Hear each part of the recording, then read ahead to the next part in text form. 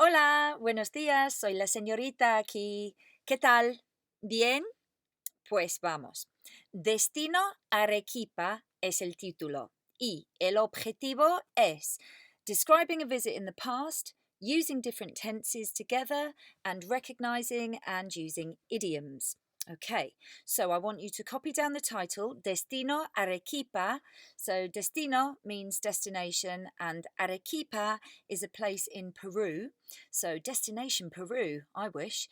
Copy down that title, copy down the objective, and then, para empezar, to get started, repasar el pretérito y el imperfecto.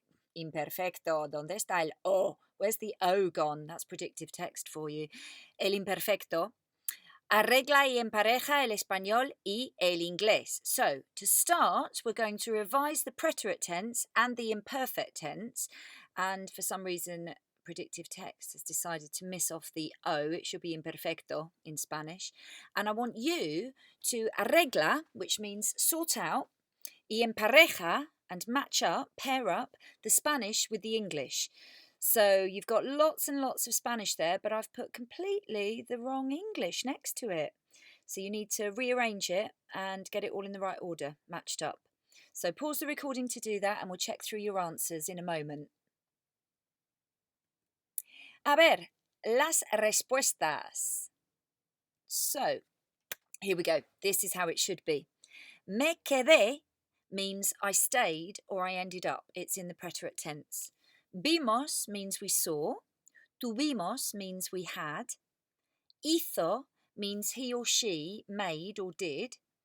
Ayudó means he or she helped. Recorrí a pie means I went by foot. Vi means I saw. Compré means I bought. Alquilé means I hired or rented. Bajamos means we went down. Era, estaba, or fue, they all mean it was. Aprendí means I learned. Comí means I ate. Me gustó means I liked. Iban and fueron means they went. Fueron and eran means they were. Subimos means we went up. And había means there was. So go back, do it again if you want to, or just rely on the answers that I've given you. Notice the way that I pronounced everything as well. When there's an accent, that really is where you have to put the emphasis. Okay, you're probably wondering why we had such a strange assortment of vocabulary here. Well, as always, there is a method to my madness, and it's because you need it in order to access this activity. So, we're going to do some reading. So when you see the word le, it doesn't mean that I'm shouting for somebody called Lee. I don't know anyone called Lee. Le, by now you should know, means read. So using the vocabulary from the previous exercise, I want you to find the Spanish for the following. Okay, we've got 5 things that are completed actions. So they're always going to use the preterite. We've got 4 things that are descriptions in the past. Okay, so they're always going to be in the imperfect. And then we've got 4 things that are in the future tense, so talking about future plans. So you're basically translating those things by using what's in the text. You will find those actual phrases in Spanish in that text. Okay, ojo. Attention, remember, the easiest way to identify the simple future tense is to look for verbs which are in the infinitive with an ending added on. So, for example, comeré, I will eat. Iremos, we will go. Vivirán, they will live. Quite often, there's an accent on the ending. The near future tense is made up of ir, a, plus the infinitive, so it's a little bit different. Example, voy a trabajar, I am going to work. Vamos a escuchar, we are going to listen. So I just thought I'd give you that little tip on the future tense, seeing as we already recapped the preterite and the imperfect in the first exercise. So pause the recording now, see if you can find all of those phrases on the right-hand side in the text and write them down. See you in a minute. A ver, las respuestas. So the first one was vimos. So we saw was vimos. Número dos, nos hizo un recorrido. He did us, or she did us, whoever, they did us a tour. They did us a walking tour. Número tres, recorrí a pie el centro histórico. So I went round the historic centre by foot. Número cuatro, subimos, we went up. Number five, número cinco, lo que más me gustó, there should be an accent on that last O. Lo que más me gustó means the thing I liked most. Número seis, había unas vistas maravillosas. There was some marvellous, wonderful views. Number seven, la gente era muy abierta. The people were very open. Número ocho, estaba muy cansado. I was very tired. Número nueve, la comida estaba muy buena. The food was very good. I don't know why good has got a capital B. It doesn't need it. Número 10, volveré. I will return, or I will go back. Número 11, voy a visitar. I am going to visit. Y número 12, creo que voy a. I think I'm going to, or I think I will go to. Okay, so that's your last one. Right, next. So we've got this article again, but part of the GCSE reading has instructions all in Spanish. So what do you think you've got to do this time with this article? It says, lee la entrevista otra vez y luego identifica las 4 frases correctas. What do you think that means? What's it asking you to do? Okay, I'll tell you. It means read the interview again and then identify the 4 correct sentences. So you've got 7 sentences here in Spanish, but only 4 of them are actually true, having read that article. So you need to pause the recording now, maybe reread the article, and see which 4 of those sentences are true. Don't try and understand every single word. You'll be here till Christmas. Just get the gist of it. Okay, pause the recording now. A ver, las respuestas. So, the 4 sentences that were correct or true were número 1, correcto. Número 2, correcto. Número 6, correcto. Y número 7, correcto. Okay? So those were the sentences that, although you don't see them exactly the same in the text, they are qualified and supported by what Luis, he's not called Luis, he's called Lucas, what he has said in the text. Okay? Go back and do it again if you need to sort of clarify why those were the correct ones. Okay, moving on. Using different tenses together. So we've recapped the preterite tense and the imperfect tense. You know, that you're not supposed to know these off by heart. Hopefully you recognise them by their distribution of accents. To me, the preterite tense always pretty much has an accent on the very last letter. And the imperfect tense generally has aba on the end or ia on the end in one way or another. Okay? So let's have a look. Right, remember, you use the preterite tense for completed actions in the past. So, comí de todo. I ate everything. Over and done with. Karate chop. But you use the imperfect tense to describe what something was like and for repeated actions in the past. So, for example, la ciudad era acogedora. The city was welcoming. Okay, don't forget, acogedora can also mean cosy as well. But yeah, it means the city was welcoming. So, for this activity, I want you to translate these 10 sentences into English, but I also want you to write next to each sentence why they contain the imperfect tense. Was it because it was a description? Was it because it was a repeated action in the past? Or was it a used to phrase? I used to play football. I used to watch lots of telly when I was little. Okay? Write down D if it was descriptions, RA if it was a repeated action, or UT if it was a used to phrase. Okay, pause the recording now to give yourself time to do that. Muy bien. Right, number one. Number one was D because it said La pensión estaba en las afueras de la ciudad, which means the hotel or the B&B was in the outskirts of the town. So it's describing where it was. Okay, number two. Cada sábado montaba a caballo con mis amigos. Every Saturday I would go horse riding with my friends. Well, the fact that it says every Saturday, what do you think? Do you think that's a description, a repeated action, or a used to phrase? That's right, it's a repeated action. Number three, mi escuela primaria era muy pequeña y no había aulas de informática. My primary school was very small and there weren't any IT rooms. It's describing, isn't it? Number four, cuando tenía 12 años era aficionado de Real Madrid. When I was 12 years old, I was a fan of Real Madrid. What do you think?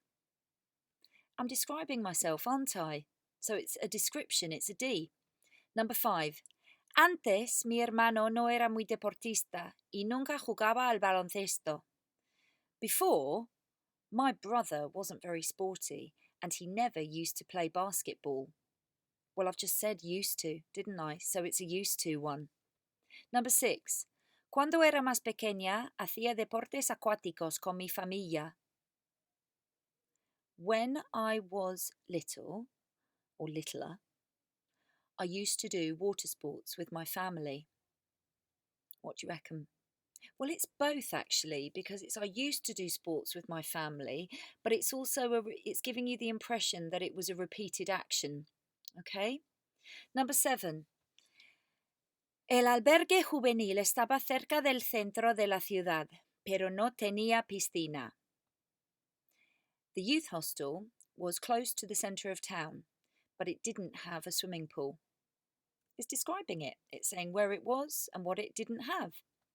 Número 8.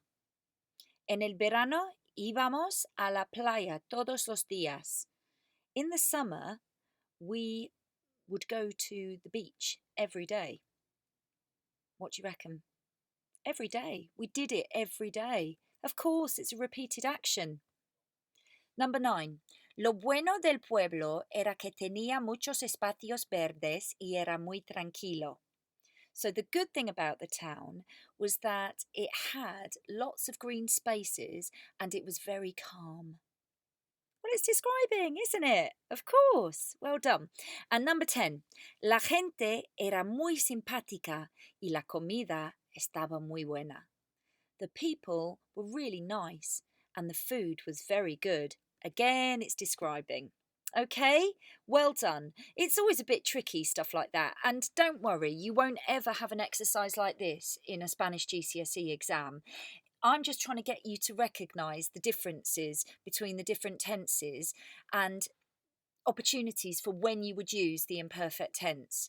Okay, so use the imperfect, remember, when you're describing something that you would do over and over again and something that you used to do. So as soon as you use the word used to, you're going to be using the imperfect. Okay? Moving on. Escucha. What does escucha mean? That's right, there's a picture of headphones, so it means you're going to listen.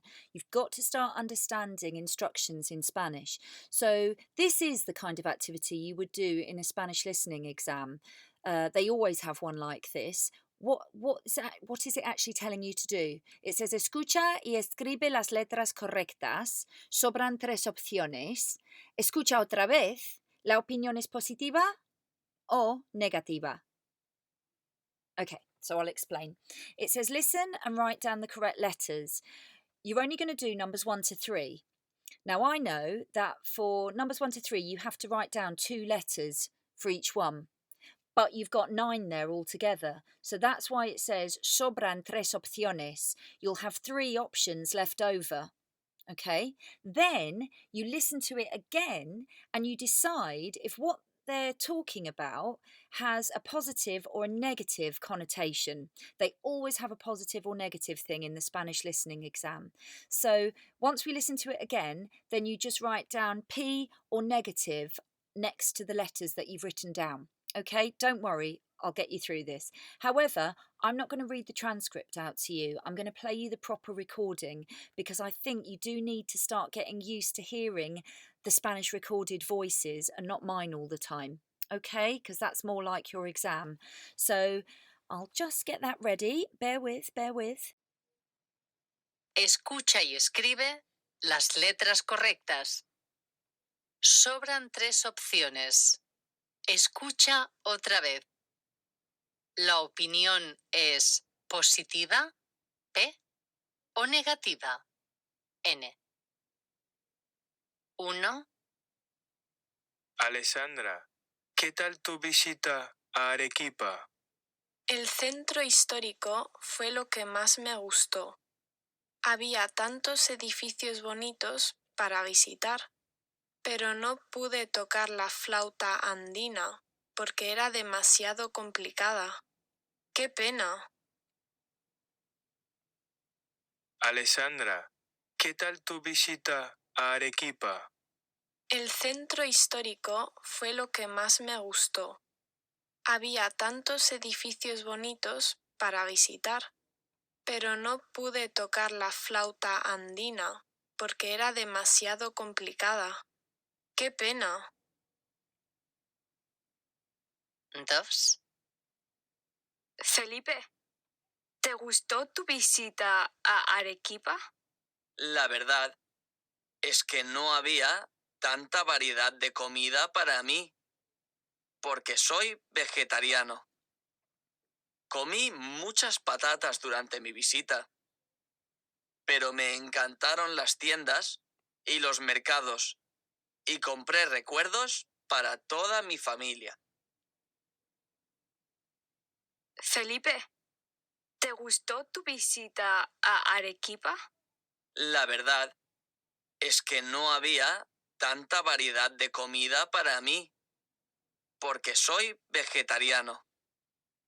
Comí muchas patatas durante mi visita, pero me encantaron las tiendas y los mercados, y compré recuerdos para toda mi familia. 3, Daniela, ¿qué opinas de Arequipa? Lo bueno era que la gente era muy amable. Siempre había alguien que te ayudaba si tenías algún problema. Así que tenía buenas oportunidades para practicar mi español. Daniela, ¿qué opinas de Arequipa? Lo bueno era que la gente era muy amable. Siempre había alguien que te ayudaba si tenías algún problema. Así que tenía buenas oportunidades para practicar mi español. Okay, right then. So hopefully you've got the letters. Don't worry about the positive and negative yet. I can play it for you again. Let's see about those letters then. So, number 1, you should have written down H and C. Number 2 was B and I. And number 3 was E and G. Now, number 1 was H and C because it was architect, because he talked about, actually it might have been a she, I can't remember, but they talked about los edificios. So edificios are buildings, so that's why it's the architecture. And it was music and culture. The key word was something about her flauta. She couldn't play her flute. Okay, so that's straight away, though you don't have to understand every single word. It's literally key words that you're listening out for. But of course, you do have to know what those keywords are. Number 2 was B and I, because B, he was talking about la comida. La comida era muy buena. The food was very good. And shopping for I, straight away, as soon as they mentioned something about las tiendas. So those were your keywords for number 2. For number 3, your keywords, so it was E and G. Well, the key word was gente. Gente means people. So that's why it was E, talking about the people being very helpful if you had a problem or something like that. And then G, it was la lengua, because they talked about oportunidades para practicar el español, opportunities to practice Spanish. So that's language. So you don't have to understand every word. It really is just about key words. Right, we're going to listen again. And this time, I want you to do the positive or negative thing. So bear in mind, you're going to have to write down a positive or negative for the first letter and a positive or negative for the second letter. So, for example, with number 1, do they have a positive or negative attitude towards the architecture, or do they have a positive or negative attitude towards the music and culture? You need to decide that, okay? Sometimes you can get it by their tone. Sometimes you can get it simply by if there's no around there. You know, is it negative? If they said they don't like it, no me gusta, or no se puede, or no hay, or something like that. I'm leaving it up to you now. I'm going to play it again and see what you get. Okay? So let's have a go at that. Here we are. Página 107. Ejercicio 3. Escucha y escribe las letras correctas. Sobran 3 opciones. Escucha otra vez. ¿La opinión es positiva, P, o negativa, N? 1, Alessandra, ¿qué tal tu visita a Arequipa? El centro histórico fue lo que más me gustó. Había tantos edificios bonitos para visitar, pero no pude tocar la flauta andina porque era demasiado complicada. ¡Qué pena! Alessandra, ¿qué tal tu visita a Arequipa? El centro histórico fue lo que más me gustó. Había tantos edificios bonitos para visitar, pero no pude tocar la flauta andina porque era demasiado complicada. ¡Qué pena! 2, Felipe, ¿te gustó tu visita a Arequipa? La verdad es que no había tanta variedad de comida para mí, porque soy vegetariano. Comí muchas patatas durante mi visita, pero me encantaron las tiendas y los mercados, y compré recuerdos para toda mi familia. Felipe, ¿te gustó tu visita a Arequipa? La verdad es que no había tanta variedad de comida para mí, porque soy vegetariano. Comí muchas patatas durante mi visita, pero me encantaron las tiendas y los mercados, y compré recuerdos para toda mi familia. 3, Daniela, ¿qué opinas de Arequipa? Lo bueno era que la gente era muy amable. Siempre había alguien que te ayudaba si tenías algún problema. Así que tenía buenas oportunidades para practicar mi español. Daniela, ¿qué opinas de Arequipa? Lo bueno era que la gente era muy amable. Siempre había alguien que te ayudaba si tenías algún problema. Así que tenía buenas oportunidades para practicar mi español. Okay, let's see how you did with that. So, the answer for number 1 was P and N, positive and negative, in that order. Number 2 was N and P, which is negative and positive, in that order. And number 3 was both positive. Okay, so if you want, here's the transcript of what you just listened to. So if you pause this recording, then you can have a closer look at that and really get to grips with why those answers were those answers. Okay, moving on. Escribe. Escribe means write. So I want you to, well, you tell me, what does this mean? Traduce este texto al español. Traduce. You need to learn that. Traduce means translate. Translate this text into Spanish. So it's not a very long text, and you've got some little bits of help on the left-hand side of the text. But here's even more help. I want you to use everything that we've done this lesson. So to translate this into Spanish, things to remember are use the tenses and the phrases that we've recapped at the start, so the preterite, the imperfect, and the future. Don't translate a word at a time, do it a phrase at a time. So don't translate last and then year and then I, because it'll go wrong. So you know how to say last year. It's on our classroom wall. I visited. It's one word, okay? It's the preterite tense. Santander is obviously Santander, a city. So do it in chunks, okay? It's chunking. I've taught you how to do chunking before. Next, don't use Google Translate. It makes it easy for you now, but you don't learn any skills whatsoever for when you're in your exam. Plus, we know if you use Google Translate because we're magic. We can just tell. So don't do it. Okay, pause the recording now to give yourself time to do that. Okay, right, let's see how you did. So, la respuesta. Now, this is just a suggested answer because you do get variations when you do translation. So, did you get last year, el año pasado? I hope you did. Visité Santander, una ciudad en el norte de España, con mi instituto. Vimos muchos lugares interesantes. Now, you might have put vimos muchos sitios interesantes. Él o la profesor o profesora nos hizo un recorrido. So that was in the very first activity that we did this lesson. Y aprendí mucho. La comida estaba muy buena, pero lo que más me gustó fue el windsurf.